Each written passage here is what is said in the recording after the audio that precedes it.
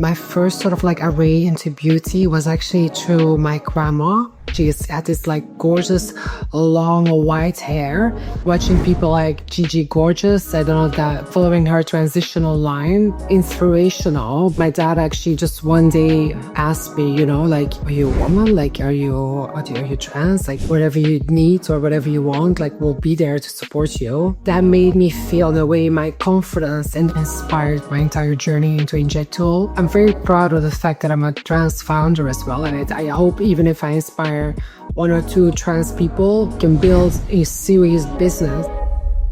Today, I'm here with Joelle Rotsaert, co-founder of Injectual, one of the most quietly radical aesthetic brands in the UK. Injectual, co-founded along with her sister, Dr. Joelle Rotsaert, is all about clinical excellence and patient safety, and is so thoughtful about patient experience. But what makes this conversation really special is Joelle's own story. As a trans woman with a background in beauty marketing, she brings a perspective to aesthetics that's not just about how we look. It's about identity, empowerment, and creating space for people who've often been overlooked or excluded by this industry. We'll talk about beauty, belonging, and what it means to build a brand that actually cares. So, Joelle, tell me, what did beauty mean to you growing up? So, beauty growing up, my first sort of like array into beauty was actually through my grandma. And obviously to my sister. I just remember my grandma being like a really proud lady, how she always like would take care of her hair. She had this like gorgeous long white hair. She was just like so proud of taking care of it. And she had this ritual with this really beautiful brush. And obviously like she did her makeup every day. And once a week she would go to the hairdresser to get her hair fully done up. My idea of beauty was obviously beautiful woman, you know, and I obviously like I was always intrigued by the beauty around me. But that's sort of like my first thought and idea of around beauty. And like I remember sneaking into my sister's makeup cabinets when I was like 12 years old. I would like apply her concealer every morning, her mascara, and then I went to school, and every day I would be asked like, "Oh, are you wearing makeup?" And I'd be like, "No, not wearing makeup." Or I was obviously wearing makeup. That's sort of like my first idea, my first thought around makeup. Sort of like how I got obsessed with makeup and beauty and like aesthetics. So I mean, like that's where it comes from, I guess. Did you ever see anyone in the media or any in magazines or things that you looked up to and maybe was your inspiration for beauty or something you resonated with? Yeah, I mean, obviously, you know, I think Disney movies, that was first and foremost when I was really, really young, you know, the Disney princesses. And then growing up, it was actually like watching people like Gigi Gorgeous. I don't know if that rings a bell. Was like this trans influencer who filmed her entire story online, and I filmed her from pre-transition to you know, following her transitional line. That was almost like the first time that I saw also somebody going through the entire process. And it was also like hugely inspirational because up until that point, I don't know, the idea of even like transitioning, was it even like a real, it didn't seem like something that was really attainable. And I was like the first person who just like, you know, was a normal person just going through life and then, you know, turning into a beautiful woman. I don't know, that was just like really inspirational. And I think after seeing that story, I was just like, I mean, it was obviously a really big, a big journey, and that wasn't as straightforward as it sounds. But it also just like was like, okay, you can live a normal life and feel the way that you do, and you're not crazy. I think that was some of my first mental acknowledgements and sort of like approval for myself from like, okay, you can do this. You're not crazy for thinking the way that you are. So yeah. No, that's amazing. So on this journey of yours, kind of discovering your own version of beauty, when did you first get introduced to medical aesthetics? Well, so it was around the time of obviously like, you know, first and foremost, dipping my toe in like, growing my hair out, doing, experimenting with makeup, and then experimenting with lip filler, which, in the beginning went a bit overboard.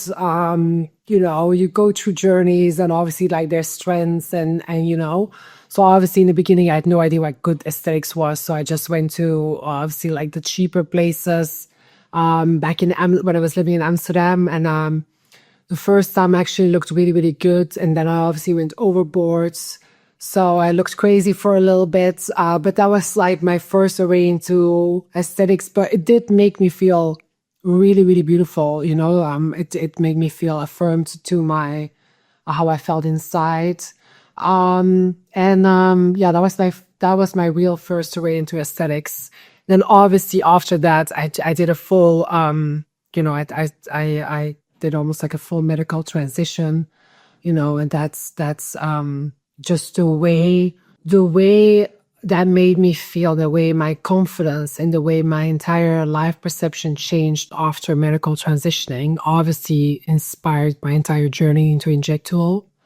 Yeah, even with my sister, at the time of me going through my transition, she was actually choosing her specialization. So it also influenced her into like going into plastic surgery. So it was just, I don't know, it felt like a very organic thing, because also before medically transitioning, I didn't have a relationship with my sister. And then actually after coming out was just like such a bonding experience for both of us. We just were so vulnerable with each other that we just after that realized, and we always said that after going through that, we just were like, okay, maybe one day we can start something together. We kept that in back burner, in our back of our minds. And then we both basically went through our own journeys. I was like dipped my toe in this industry and actually really, really enjoyed it. And yeah, 8 years later, here we are.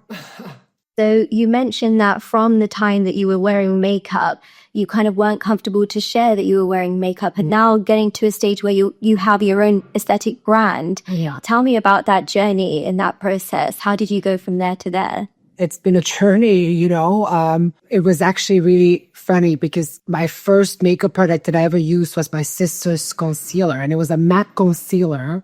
And it's actually my first job in London when I moved to London. And after medically transitioning, almost like start a new life, I just was like, okay, new start. And my first job here in London was actually as a Christmas stamp at MAC Cosmetics. And I actually used that story, to get a job.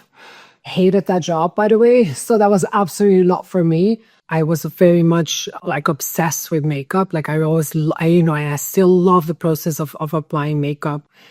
Pre-medical transition, that was the one thing that would obviously make me feel feminine and beautiful. And, especially like, at nighttime, I would go out, and that was the time where like, in the beginning, people would approach me as she and like her. That was like a first array into like feeling beautiful. And then, at one point, obviously the lines became a bit blurred, because then during the day, my parents would call me he, and then everybody else would call me she, and it would just become like very confusing. And it wasn't until my dad actually just one day, after seeing that I was just like struggling with it all, you could see that I just wasn't happy, that he just point blank asked me, like, are you a woman? Like, are you trans? Like, what's going on here? And I think it was just the fact that he point blank asked me, and then also said like, whatever you need or whatever you want, like, we'll be there to support you. That really, like, I don't know, this, I'm not going to lose everybody in my life.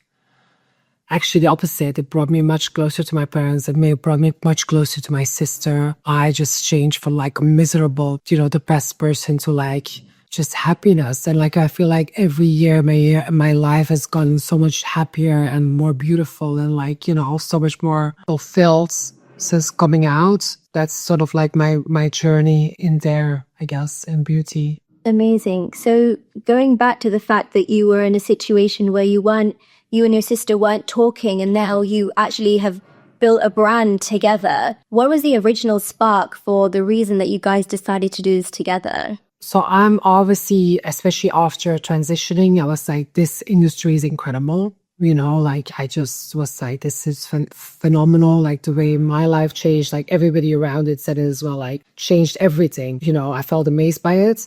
Plus, both of my parents are also doctors. So I've always grown up around the medical fields and around medical people. Plus, my sister is a plastic surgeon. So I was like, because I always wanted to run away as far as possible from my parents back in the day, my sister, and like everything, So I was like, I'm going to do fashion, makeup artistry and stuff. But it was just like, it wasn't for me in the end. So I was like, let me dip my toe in the aesthetics industry. And then my first job here in London after my cosmetics was actually at Harley Academy. And I actually really enjoyed working with intelligent people. The quirkiness of doctors really like fits me well, I think. But I really enjoyed working, going from a fashion industry back in Amsterdam to like the medical aesthetics. It just was like such a breath of fresh air. Everybody was nice. Your work hours were decent. Your pay was better. Like everything just felt constantly evolving. Like, from when I first moved here, like there's so many new products, well, in nucleotides and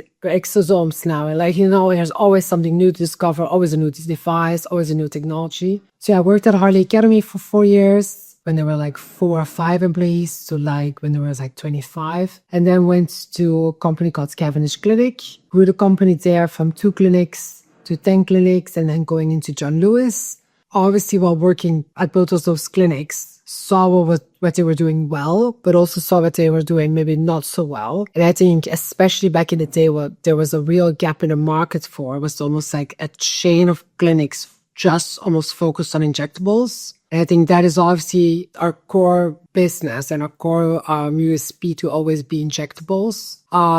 Just create a really nice service around that.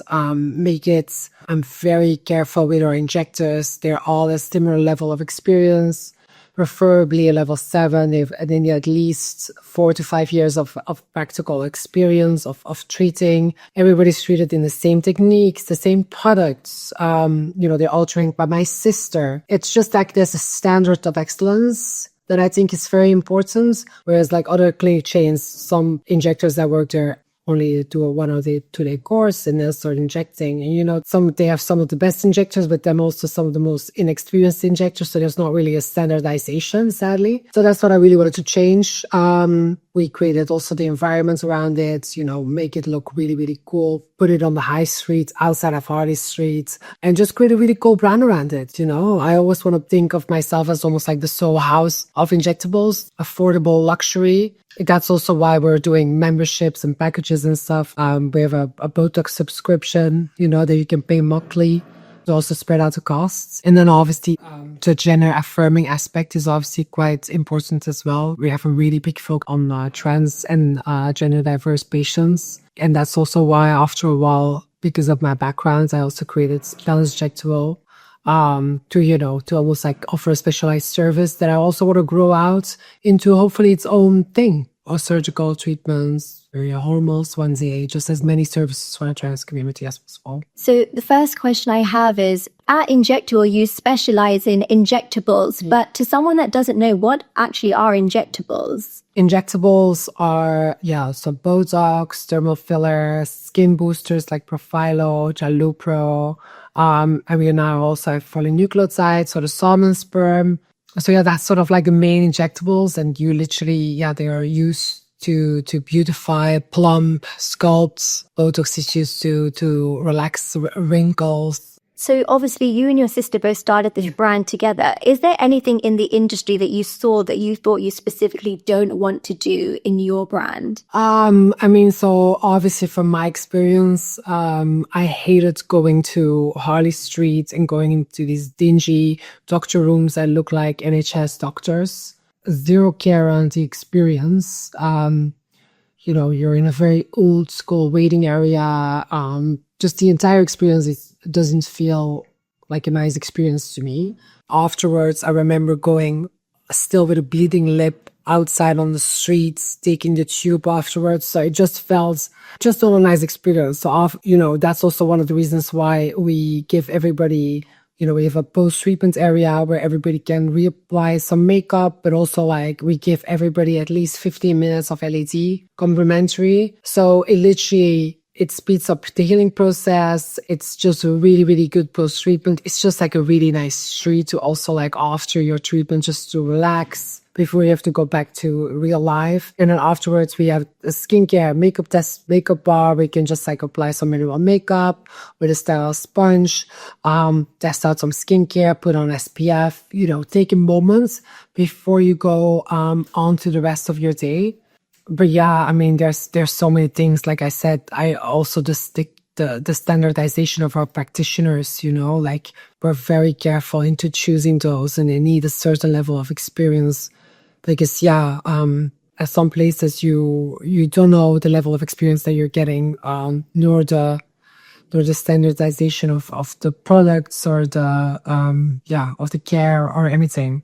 So the patient experience that your patients here at Injectual actually receive is pretty different to an industry standard. So how did you go about really creating that process from pre-care to aftercare? Yeah, I mean, like I said, I've been a consumer now for the last, 10 to 12 years, something like that, or even longer, I think.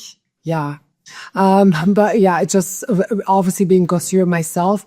Then also just literally like working first in a aesthetics, like an injectables educational facility where they teach you almost like all the right ways to do things. And then actually working in a clinic chain and then going into John Lewis and so I just had a lot of like practical knowledge. And then at for instance, Cavendish Clinic, I was worked very closely with SkinCeuticals and working with like a brand that's L'Oreal owned. Also that comes with certain access to interior design and things like that. So I just wanted to think about the entire experience and just really create almost like a revolutionary concept. And just like, because in the beginning, even I had to fight a little bit with my sister, like she's obviously the medical director, so I will never go against her advice with regards to the actual treatments and products and stuff, but obviously around everything else is kind of like my vision, you know what I mean? Like I'm business and marketing, and I just wanted to create a revolutionary concept. And if I heard from people, oh, but that's not how other clinics do it, I was like, yeah, that's how we should do it then, It's also just even with our marketing, where I think most clinics focus on the same demographic. I wanted to focus on everyone else, to be quite frank, most clinics focus on a middle-aged, mostly cis female demographic, whereas like I was like, let's focus on literally everyone else. That doesn't mean that we don't see that demographic, but it's just like all with regards to our marketing, I wanted to more also like focus our marketing on the Gen Z, the millennials, because everybody's getting injectables at the moment. We don't treat anybody under 21. I think, that at the end of the day, the target audience is getting younger and younger. So why also not cater to those, So yeah. So thinking about your perception of beauty from when you were younger to now, and people that have shaped your life, like your grandmother, for example, which moments of your life do you really think you thought about the most and shaped the way you currently have built Injectual today? I mean, obviously, just a period of medically transitioning, I think that was obviously, that I went through a lot of treatments, surgeries, skin, in a very short period of time. I was, once I was certain of what I wanted, I was also like just getting over with so I can start the rest of my life. So, I mean, obviously that I think was very shaped Injectual. Plus, I think also just working at, the previous company, I worked together very closely with the owner there. And I think it was very interesting to, in a very short period of time, we literally went from 2 clinics to 10 clinics. And that was just like really, really interesting, and working with somebody like John Lewis, I just was a really, really interesting experience. And also like, it gave me the confidence to be like, okay, I've grown and I know how to do marketing and business. So, it gave me the confidence to also be like, yeah, let's venture out on our own and let's just do it. And I'm quite, a decisive person. So once I made a decision, I just go for it. And I don't stop until I got it. You know what I mean? Like I will, in the beginning, I literally worked day and night on this concept, really just make it work. And we literally one day just opened our door and hope for the best of hosts. But, I think I had a vision, and the concept is definitely working. So yeah, now we also obviously want to grow, and I even got some different business ideas and stuff. So yeah. You have quite a different perspective to a lot of different other aesthetic brands. What has it meant to you to actually build an aesthetic brand as a trans founder? Well, I mean, it obviously means a lot. I think it's obviously great because I also think growing up and, I think now it's slightly changing, but even now there aren't that many trans founders, I think obviously we see a lot of trans people are in entertainment or like,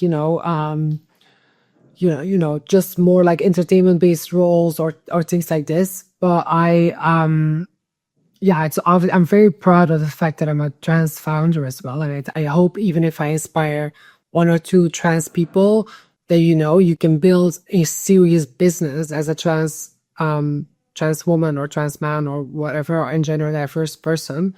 And I remember, and actually it's like one of my childhood's best friends with a very beautiful girl. And I think she also shaped my idea of beauty because she had this beautiful blonde hair and stuff. But she always told me, like, she would always be perceived almost like as a blonde bimbo, but she would always say that was her biggest strength because she wouldn't allow, the way that people perceived her to actually like, she would almost like turn it against them.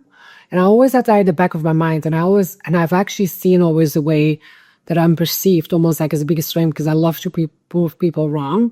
So yeah. That's such an interesting point. So do you think, because you do care about beauty or the way you look, do you think people sometimes would treat you differently for that reason and as a professional in this industry?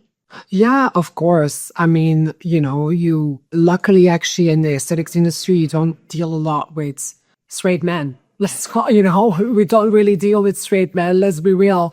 Sometimes when I'm dealing with straight men, especially actually, for instance, like building, and then you can see that people just try to take advantage of you. Sadly, it's just the nature of life. You still try to deal with it the best you can. But yeah, sadly still dealing with it. But yeah, it is what it is. I don't know. Well, I love your motivation and I'd love to know, what is the bigger vision for Injectual? Where do you see it going?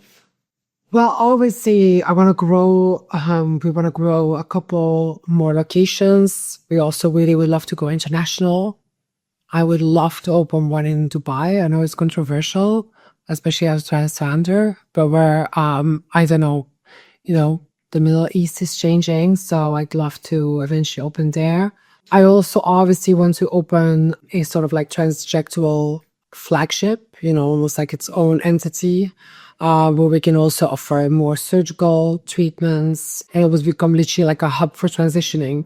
Because you also offer electrolysis, and we're the only company actually in the UK that offers, for instance, like really, really advanced pain management for electrolysis. Because electrolysis basically is the removal of hair one by one. It's literally with a probe where you electrocute the hair follicle, but it's the only fully permanent way of doing hair removal. And especially before a lot of surgical procedures, you need to get this, and it's the most excruciating, painful thing. But yeah, we obviously, because we're a medical clinic, we can offer this with really advanced pain management, lidocaine injections. We now offer medical gas, like with Entonox. So yeah, to make it bearable, because you need hours and hours and hours of this. So yeah. I love the idea of you opening a flagship store for Injectual. So tell me more about the creation of that guide, what it actually is and what led you to actually forming it the way it is now. Yeah, so obviously after Injectual, I think around a year after opening Injectual, we saw that a big part of our audience was trans and gender diverse. It just felt like a natural transition into like opening almost like a service dedicated just for the trans community. and the gender diverse community. So we bought a laser machine. We bought an electrolysis machine, and we just sort of like, at the moment, it's almost like a service that it lives on its own website as well. And it's, at the moment, it's just service that we offer in Injectual. But obviously all of our transgender practitioners are really, really experienced with dealing with trans patients. So we really create a safe space. Yeah, it goes even from like asking not just like what gender somebody is, more like what are your pronouns. You know, we try never to ask, you know, do you want to masculinize, feminize? We just want to ask open-ended questions, leave it to the patients, you know. So literally there's, I've written recently like a gender affirming care guides, just for first and foremost for internal purposes, but I want to open that up to the, you know, to all clinics, and like, you know, how to deal with, you know, with trans and gender diverse patients, and really create a safe space. Because, you know, back in the day, I used to go to laser places and I literally was turned away sometimes because people weren't comfortable in dealing with trans patients. So, you know, it's, yeah, I just wanted to create a safe space. Yeah, we've got now also, for instance, Dr. Tony and Dr. Zain, who both, Dr. Tony is specialized in masculinization, Zain is specialized in feminization. Really, really dedicated practitioners into like this array, you know, this field. I think it's really, really important because it comes with some nuances that are really, really important. And just in general, I want to employ obviously as many trans people as possible as well, you know, because it's tough out there for trans people, you know, at the moment in the current climate. So yeah, two of my receptionists are proud trans women, and yeah, I just want to stay space everywhere, you know, for practitioners, for patients, for everywhere. So yeah. So you mentioned that you were actually almost turned away from some clinics when you needed a specific procedure. Do you think that was more about how they felt emotionally towards treating you, or actually they were uneducated on how to help you? I mean, this is also like different times, you know what I mean? Like obviously, I think at that time it was, yeah, just a laser place that wasn't comfortable with treating the genital area of a trans person, you know what I mean? So yeah, back in the day, was she turned away? So yeah, I don't know, but it was. Yeah. But I didn't ask for their motivations. I was just embarrassed, and just, you know, it's already comes with so much uncomfortable. You know, you just feel so vulnerable. So yeah, just ashamed. I just wanted to create a complete opposite. It's just like a complete safe space where you can just come as you are, ask the questions that you want to ask, you know, and just create a really safe space where people actually know the answers, hopefully. So yeah. So in your opinion, what does safety look like both emotionally and physically for a gender diverse patient coming in for the first time to a clinic? Yeah, I mean, being asked the right questions and non-invasive questions that have nothing to do with the treatment that you're going for, you know, making sure that everybody uses the same pronouns, you know.